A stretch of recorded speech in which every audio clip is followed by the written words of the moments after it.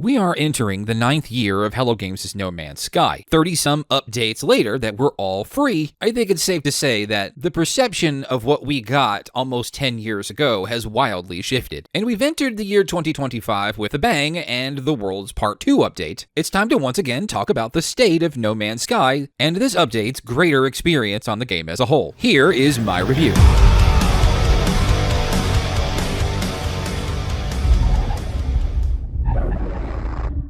My fellow travelers, welcome to the LC. And if you're here, it means that you care about my opinion on the No Man's Skies, for somebody who's been covering it for over a decade now. And I first want to start with this. Worlds Part 2 is undoubtedly a large and fantastic update that has some greater flaws that I think will hopefully be addressed, and if not, they should. The Worlds updates were so large that it had to be split into two separate updates, which is pretty wild. But first I want to talk about the major aspects of this update. Firstly, it's the largest update in years, if you don't count the World's Part 1 update. And it's simply amazing to see that 9 years in, No Man's Sky is still somehow being supported, while other service games that are being made by much richer and much larger publishers are dying right out of the womb. And to me, what takes center stage are the new gas giants. They are fantastic, extra beautiful, wonderful to explore. I do love the fact that even as you enter a new system, they take up pretty much the entire aspect of that single star system, with exception of several moons that orbit them. It really is a great experience. You don't get any more atmospheric than these planets so far. And the fact that they're not exactly easy planets for the newcomer or the under-equipped player, it's been a prayer answered, sort of, something that I've been asking for a long time. Places that I know I could go for an extra bit of challenge, should I be ready and prepared for it. The new water worlds are fantastic as well, something that the community has been asking for a very long time, being super deep oceans with new flora and new fauna to support them. These oceanic worlds tend to take my attention every time I find one. Now, of course, the World's Part 1 update added new water mechanics and an overhaul to the aesthetic and performance of water, because let's be honest, it was not too good beforehand, and they knocked it out of the park. And then with World's Part 2,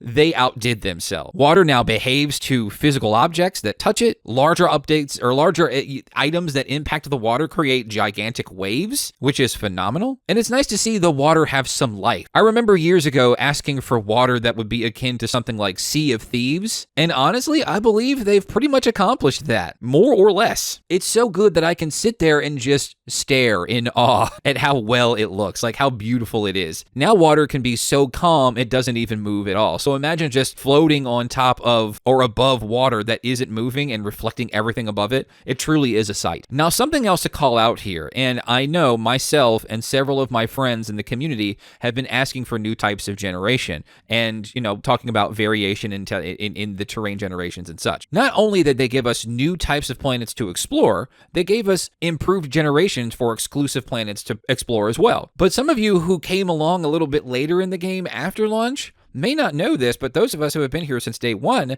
some of these planets, these new ones, are also reminiscent of launch year planets. A lot of those aesthetics, terrain generations that include shapes, some of these old things were thrown back in there, and I really appreciate that. Now, of course, with any larger update, you will also typically get quality of life changes too, which have always been great for the game, but these were great too, particularly things like sorting your inventory, which I'm not one that's OCD necessarily, but before Worlds Part 2, it has been bad enough that it can annoy even myself. Overall, all of these changes make it worth jumping into No Man's Sky if you haven't before, or jumped back in if you've been out for a while. Except, now we should talk about some of the drawbacks of the Worlds Part 2 update. The biggest problem to me about this update is that most of the things that I just talked about previous to this, particularly to planets, gas giants, water worlds, the planets that took advantage of the new procedural generation tech, and the nostalgic planets from earlier in release, all of those planets are not available to you if you're a new player. And they are not available to you unless you have completed tens of hours of gameplay before you can even start the quest to unlock them. To me, that is a problem for several different reasons, and I'll explain why that is. And this is a complaint that I've had before with Hello Games locking things behind certain activities or events when really the game is about exploration, in my opinion, first and foremost. Get out there, find things, explore, and I think the conditions that you have to meet to explore these new features is a little unreasonable. But that's not just the worst part about it. The worst part about it is the game doesn't tell you. There is nothing that tells you other than the No Man's Sky community themselves. Gas giants, water worlds, new tech, and nostalgic-like planets are all locked behind the purple star systems, which are being hidden by a particular new story quest that you can only reach after creating a few other quests in the game to make it unlockable. Now, in all fairness, Sean Murray did say that it's a little bit like endgame content. Folks have echoed in my Twitter replies that that is a good thing. I think so too. However, one, not explaining that, or at least through the game communicating that there's something hidden there, you must do this first, or at least explaining the conditions that must be met before these planets can be achieved, it leaves a lot of folks in the dark, and it's not a good way either. It's a little bit frustrating. Now, to retort the endgame response, folks like having endgame content. I appreciate that, and I want that as well. However, my retort to that would be, maybe at least try to make the in-game content good first. We are entering our 9th year, and the only incentive for me to reach the center of the galaxies, which was the original communicated proposed end game for No Man's Sky, reaching the center only just ejects you into a new galaxy to start over. It's not profound. It's not worth doing. I have never done it. And to me, it doesn't really feel like a good excuse because the end game wasn't good anyway. Walling off a bunch of content behind conditions that new players are not going to understand, much less existing players struggling to figure this out had it not been for the greater No Man's Sky community to communicate that, because the studios certainly did not. I think there should be just a little give and take here, and maybe I think Hello Games should back off of this aspect just a little bit. To me, Hello Games clearly cares about bringing in new players. Otherwise, I'm not sure they would have gone to the effort to create free demos on all the platforms last year, and of course, releasing all of these updates for free.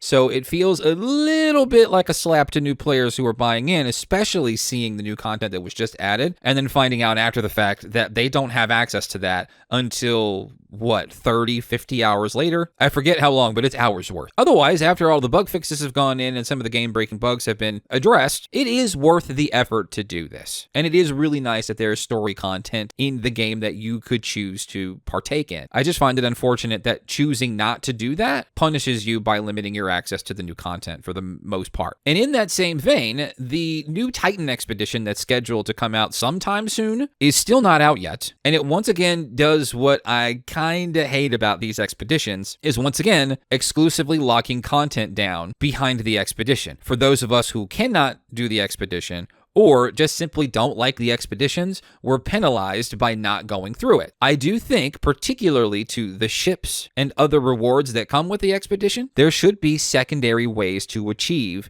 the items that are locked away in the expedition. The game has like 4 different types of currency that it uses right now. You mean to tell me that I cannot simply use one of those currencies, particularly the Quicksilver that you earn in the Nexus, to buy or earn these items? I feel like that would be a great concession. And then finally, and this is not really particularly part of Worlds Part 2, but I'm bringing this up because it has particularly made the Worlds Part 2 experience a little less enjoyable. And right now I'm playing on 2 platforms. I play on PC and I also play on PS5. Last year, cloud saves were introduced to No Man's Sky. Finally. But they're still sort of in beta, but that's not my complaint. My complaint is that it is broken half the time. A lot of the time, when I go to log into the title screen of the game, it shows that I'm not even in the beta anymore when I totally am, and I'm already participating in the program. It sometimes makes me have to shut down the game, restart, and go back in, only to mixed results on whether I will see the cloud save functionality pop up or not. I understand it being in beta, but I don't understand why it doesn't work. Also, a cautionary tale. If you're on PC and you're using the experimental Steam branch, especially on a update that's just freshly launched that has a lot of bugs, if you play on PC experimental and expect to go and play on one of the consoles with your same save file, you will be greeted with a nasty gram that says that you are playing on an outdated version. That's not Hello Games' fault, just a PSA. Overall, I am absolutely thankful that Hello Games is still working away on No Man's Sky. It is a fantastically brilliant, technically impressive game that I have always adored, regardless of what version it's been on. I do hope for many more years that it continues to get this level of support, even though Light No Fire, their next game, is maybe likely on its way this year? Question mark, question mark? If you have not played No Man's Sky, or if you have not played it in a long time, it is well worth revisiting. I do hope, though, if you're looking to revisit based on this new content, that you still have an old save that has some decent progress.